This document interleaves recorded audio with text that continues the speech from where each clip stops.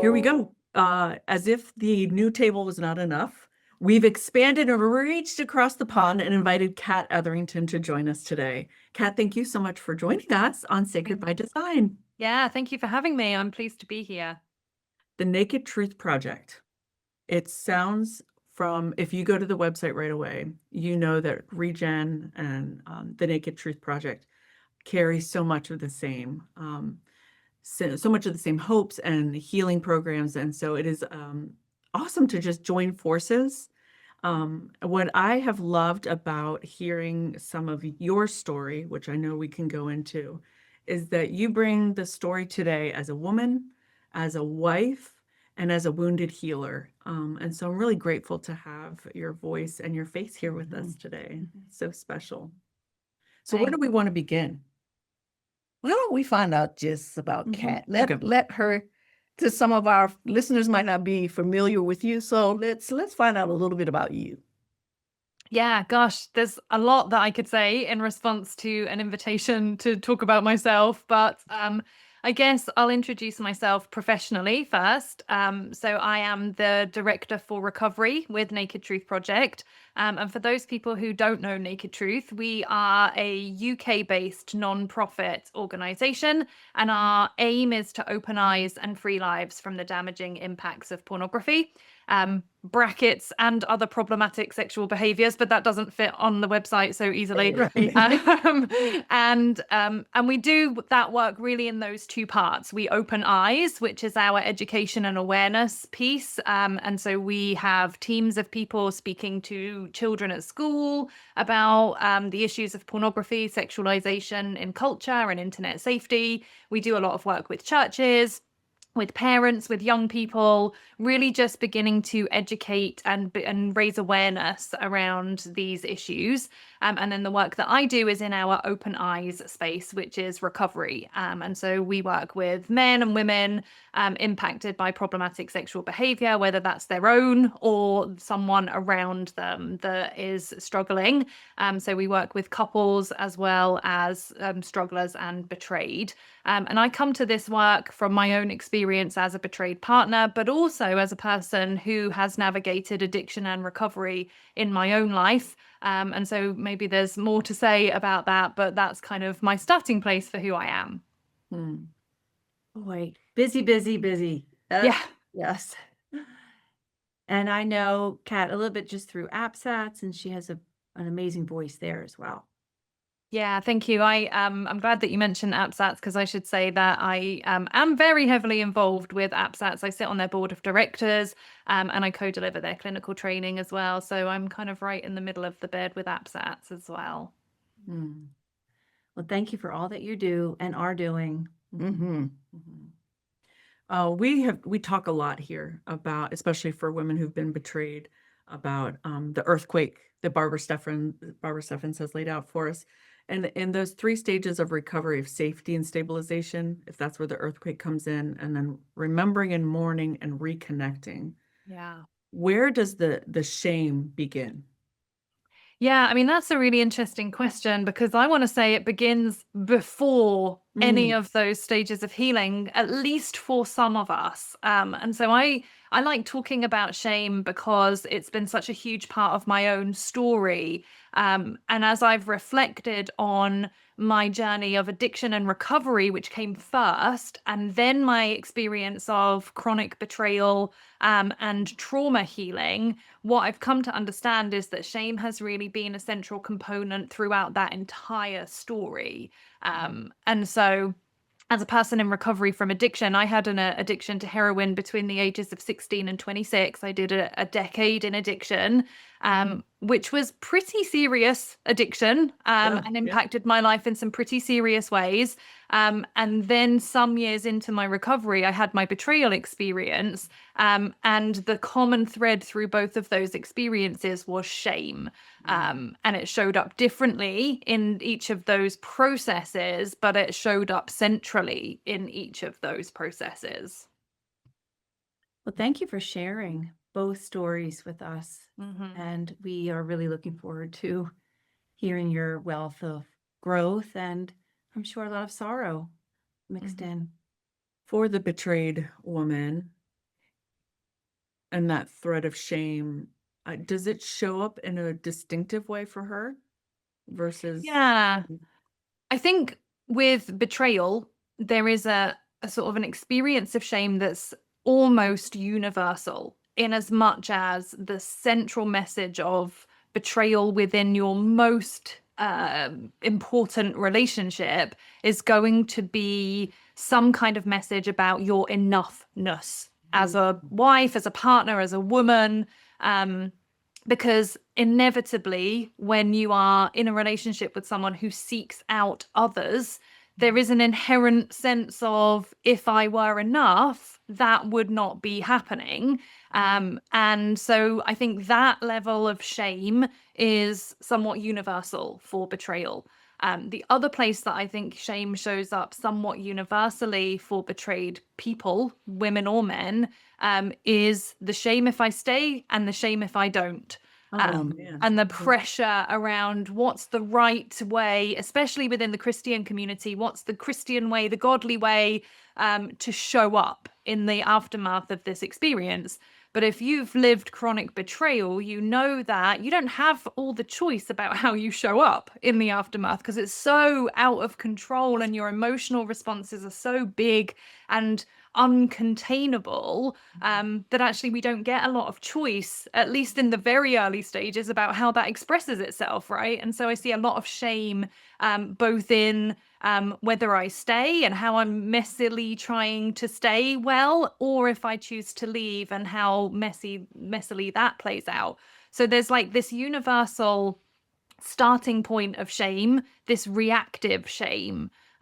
My experience was I also had something else going on, which was this deeper held kind of identity of shame, which had been the driving force for my addiction, and which I'd kind of received some level of freedom and healing from, but which was poked in all these kind of dramatic ways with the subsequent betrayal experience. So like what was left of that shame was compounded, confirmed, and kicked around by the experience of betrayal. Wow. So what then, how would you compare that, the shame of betrayal, to the shame of addiction? Yeah, very different and yet very similar in some ways. So I sometimes try to differentiate what I call the feeling of shame, which is that like, that thing just happened and I feel exposed, or I feel judged, or I feel, kind of acutely aware of my shamefulness from the identity of shame. So I'm talking about like every betrayed partner is going to feel the feeling of shame. But some of us also have this identity of shame. Some people have called that a shame core, or like, this idea that there's something more central to our identity. And so for those of us who have that identity shame, that deeper shame, that shame that comes from a difficult childhood, that shame that tells us that fundamentally at our core we are unacceptable, unlovable, the betrayal experience is going to really kind of dovetail into that in a distinctive way. And it's really, really painful. Yeah, my heart feels like lead right now. Mm-hmm. Oh. Um. Oh. It just. Oh. Yeah, sorry. It's a heavy topic. It is. It's so heavy. Mm. How would you, where would we like to go today in particular, right? For the woman that has, both the identity crisis too, along, with the deeper shame. In particular for women who are just that, I'm not enough. Maybe we could just talk about that piece and that shame script and that shame spiraling and Yeah. Yeah, and it strikes me as you say that shame and blame kind of go right side by side, right? Because when something bad happens in the world, it's our human nature to try to make sense of that. So we try to assign a story to that somehow explains how that could have happened. And often what we find in that sense-making process is both a desire for and a need for psychological safety. So we try to assign a story that somehow makes us feel even like this tiny little bit safer in the world. And so when we start to bring that story inwards, that's usually about safety. Because if I did something or I was something that made that bad thing happen, then maybe I can change something about me. And that could prevent that from happening again, which is a slightly more powerful place to be than there's nothing I can do that can ever stop that from happening again, right? That's a really scary place. So it's often about psychological safety, but it's also about the lies that we're carrying about ourselves already. And when I think about the number of women, and we know that betrayal relationships disproportionately happen to women, women growing up in our culture and society are already carrying so much woundedness around their identity, right? We're already carrying so much not enoughness with us that betrayal feels like it confirms the beliefs that we might already be holding around that stuff for ourselves. And that's how shame works, right? Shame is a message from outside that has to connect with a belief inside in order for it to feel true. And so I guess that's the work of healing, is to begin to question some of those untruths that we are carrying about ourselves. So, Kat, what does that look like, excuse me, day to day for a person who is filled with shame, carrying the shame? How might that play out in some of the relationships they have, in the way they just kind of move through the world? Well, and so that depends on whether we're talking about the acute feeling state of shame or whether we're talking about the identity of shame, because people do a number of things to try to manage shame. You and I talked a lot, Kyle, about shame containment theory, which I think packages shame in a really helpful way. A colleague here in the UK, her name's Lisa Everson, she did some research around shame, and she presented this idea of shame containment theory. And so she says that for those people who have this kind of shame core, she calls that contained shame. So imagine that I'm walking around and I have this kind of container of shame, and I will have through my life created mechanisms that help me keep that contained. And most often, especially for women, that's going to look like things like people pleasing. It's going to look like things like perfectionism. It's going to look like being good and quiet and nice and not rocking the boat. And often shame containment strategies have a component of dishonesty.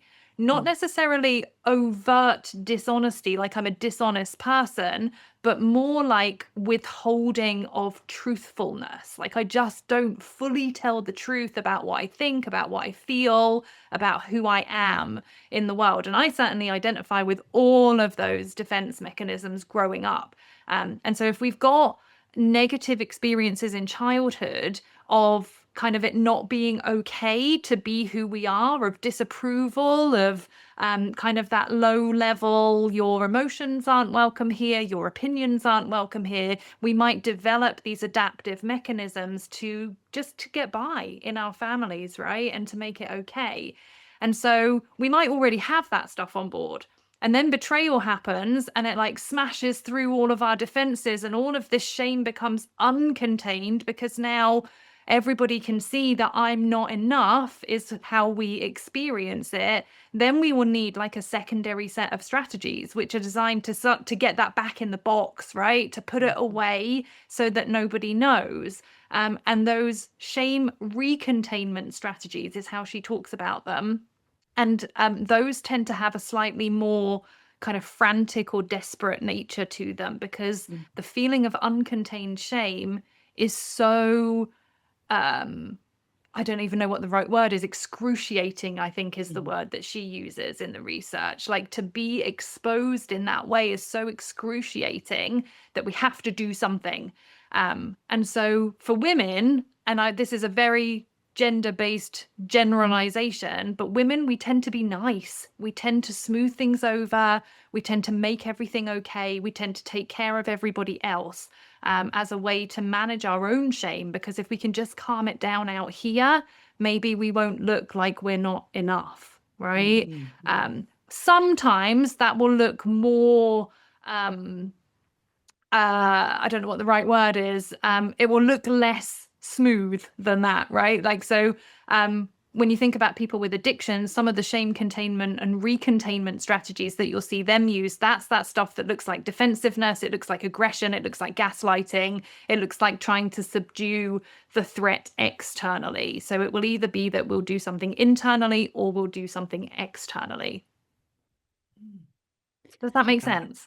Yes. And thank you so much. Kat, how would what place, with if a woman's listening today and she's, maybe just been betrayed or it's just been a few months, the shame work that you're really beautifully unfolding for us is, when does this become, being able to get to, if the earthquake has just happened or someone is just in a few months of learning of betrayal, but yet this is all still there as well. In that healing journey, when do you begin that? Yeah, how? shame work is long-term work. If you have that shame identity, if you have that contained shame, actually the truth is it's not the shame you're normally working with, it's the attachment wounds from experiences in relationships, and it might be all the way back to childhood. And so you're actually not necessarily trying to heal shame so much as you're trying to heal and understand those attachment wounds that have yielded the shame in the first place. And so that's long-term work, and it's definitely not for betrayed partners even close to the very beginning work, right? The beginning work is safety and stabilization. It's dealing with the drama and the chaos that's unfolding in the relationship right now. But that kind of feeling state of shame is going to be present, right? That not enoughness, that feeling terrible about myself, that self kind of judgment, all of that stuff is going to be really present even in those early stages. And one of the most important things I think that we can do for betrayed partners is get them into groups for that, because often self-compassion is really hard for people who have shame. Like, that's the thing we hold out and we say that's the antidote to shame is self-compassion. But for people who really don't like themselves very much, self-compassion is very, very hard to do, right? Like, I've had clients say to me, like, it just feels like I'm lying to myself and it doesn't feel authentic because it doesn't feel authentic because I have so much shame. And so actually the first thing we can do for betrayed partners is get them to love on each other and get them to be compassionate with each other, because I can't tell myself that I deserve love, but somehow I might be able to receive that from somebody else. And group is so helpful for shame reduction, because you would never say to somebody the thing that you are saying to yourself from that place of shame. So yeah, there's like immediate work that can happen, and then there's long-term work. And if you have that more kind of attachment identity stuff, that's going to come much, much later on, because first we need to do the work of getting safe and stable and of grieving what's happening here in the marriage. And then later on, we can get to understanding that other stuff. And so for the person who has addiction with pornography, or maybe, they're serial hooking up, one of the questions I wondered about is there this kind of like piling on shame, like the shame, there's a component of shame that drives you to addiction. And then there's a component of shame of being in addiction. And so you kind of got layered shame.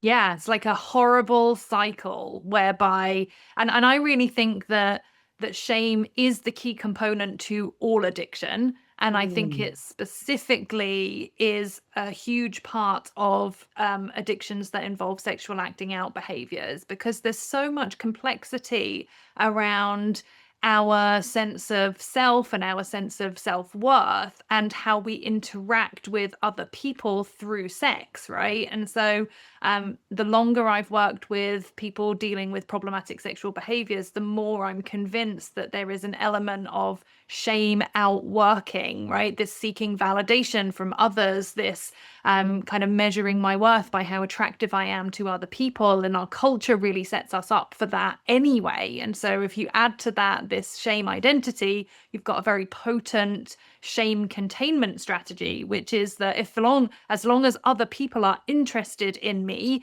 whether that is directly through hookups or whether it's indirectly through pornography, and I can control the intimacy there, that really can be a powerful shame containment mechanism. And so for people who are struggling with their sexual behavior, you see this really terrible looping of the antidote to shame feels like in the moment that I'm feeling it so acutely, it feels like I need an external fix for the internal problem of shame. But then afterwards, after I've medicated that, then I feel like, oh gosh, here I have overstepped my values, I've broken my boundaries, that's not who I want to be. But the drive to seek that out is so intense that in the moment that I'm experiencing it, I can't think about what happens afterwards. But then when I get to what happens afterwards, it feels so terrible that it piles on more shame. And then you have that compulsive roundabout of like, now I need to medicate that again, and then I feel terrible again. And that is the cycle of shame. We just need a witness. We need a person in the room with us to bear witness and rewrite that story for us and with us when we don't have that vocabulary. Yeah, but you know what? That's really hard, actually. And as a practitioner who's done a lot of my own work with shame, I've really come to understand how, in theory, there are lots of safe people in the world, but when it comes to shame, one of the things that's difficult about shame, and you see this with people, is they sort of want to throw out their worst thing because they're asking you, can you hold that with me? Can you still love me if that thing is true? And actually, it's quite rare to find people who have done enough of their own shame work to really be able to hold the humanity of people who are engaged in some stuff that is not pretty and doesn't look nice. And yeah, so there's a lot of great work that happens in groups, and I guess that's the work of healing, isn't it? Is to be able to hold both your own humanity and the humanity of others with grace. So it sounds like really good community is a great start. Yes. If you are a person who, I know even the scripture talks about shame feeling like a garment. Yes. And I know we have listeners who would love to shed that garment.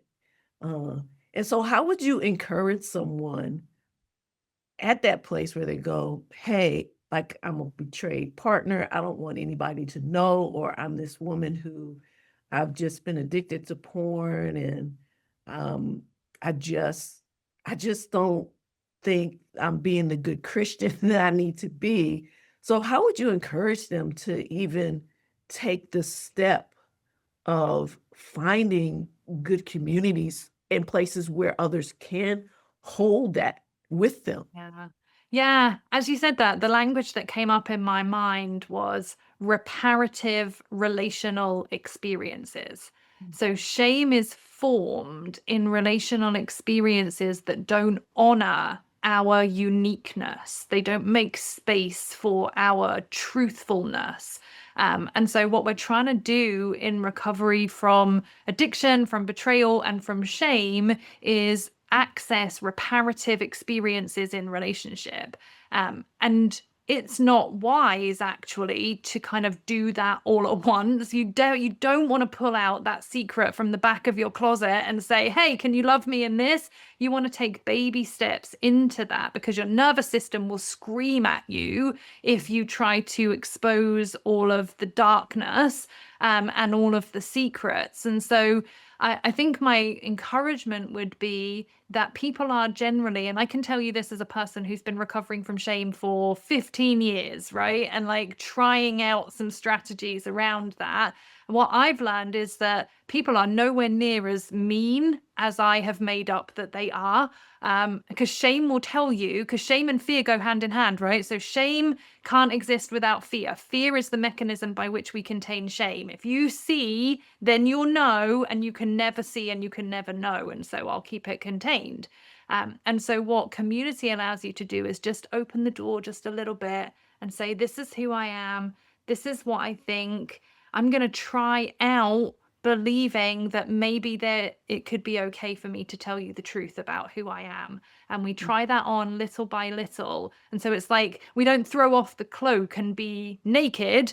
We slowly try to replace it with something else, and through these reparative experiences. And so, you know, what we want for people in groups or in any relationship is someone who can say, gosh, it was really brave of you to let me see who you are. Thank you for sharing that with me. Even if we don't agree with whatever they're sharing, even if we don't like it, it's about kind of having spaces where we can recognize that's who you are, and I can accept the truth of who you are. And so, yeah, don't do it all at once, but do be willing to do it. There's no doubt that recovering from shame, rewriting shame, requires a huge amount of courage to be willing to say, part of me wants to hide the truth of who I am, and I'm going to show you anyway, and I'm going to try to believe that you're not going to be as mean as I think you're going to be. Well, Kat, I'm sure there are many women listening and just feel heard and understood with what you're offering. So thank you so much. And I know myself am receiving from you. I have just a question for women, who are listening that feel overwhelmed by shame today, right now, that are listening, maybe driving or home. What is the first gentle step they can take? Yeah, that's a really great question, because shame work is long-term work, right? And so you just need to take one step at a time. I think in a way, the answer that I want to give you feels frustrating, because there is no kind of magic solution to shame, right? And so it is gentle, slow work that starts with self-awareness. I think one of the most important things we can begin to do for ourselves is pay attention to the way that shame shows up in our lives. And what that looked like for me was just beginning to notice the ways in which I didn't quite open myself to the world, right? The places that I chose to be quiet when I had something to say, the ways that I pretended I didn't fully believe the thing that I believed, the ways that really what I learned about myself was that I kind of participated in my own shame, and at first I had to notice that. I had to notice the places where I said no when I meant yes, when I said yes when I meant no, and just be really kind to myself in those places.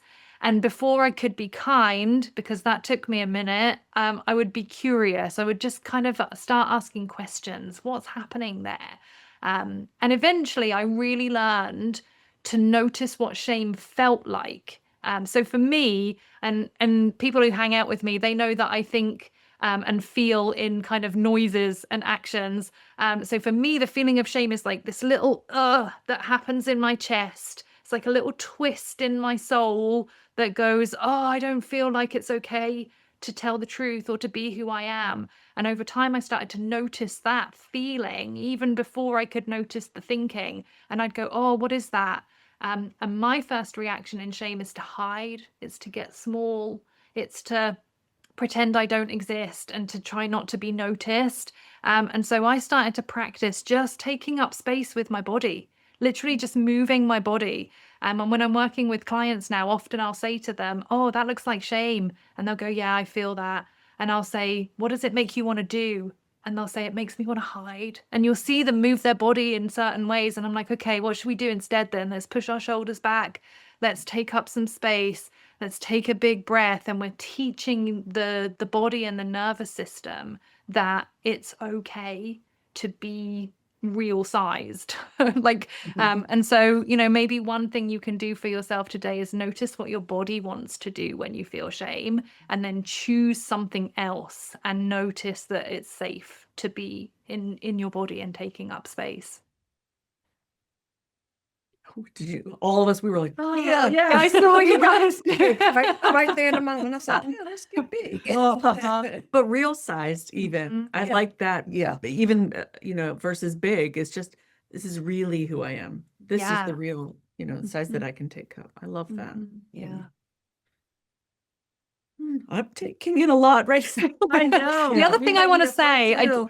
I did want to just say something about self-compassion though, and I usually talk about this when I talk about shame, because there was a moment in my kind of shame recovery once I kind of understood how I participated in that I just kind of went, I'm just not gonna do that anymore. Like once I understood that, and I think my betrayal experience was key to this, because I suddenly had this experience of betrayal that allowed me to see that the way that I behaved when I was in shame was some kind of self-betrayal. And I was so angry at betrayal that I was like, I am not doing that to myself. Like, I am not willing to betray myself. And there was something that really switched in me when I experienced that betrayal by my partner and my husband, that just was like, I'm not going there. Not today, Satan. Kind of something happened. And that was really key for me in sort of taking my shame healing to a new level, because what I began to notice was that one of the ways I manage shame was through this kind of subtle dishonesty. Like I just won't tell the truth, or I had an experience where I was watching something on the TV that I didn't feel very proud of watching. It was like trash TV. And my husband's like, what are you watching? And I felt it, that little twist of like, he's going to judge me for watching this trash TV. I don't want to tell him.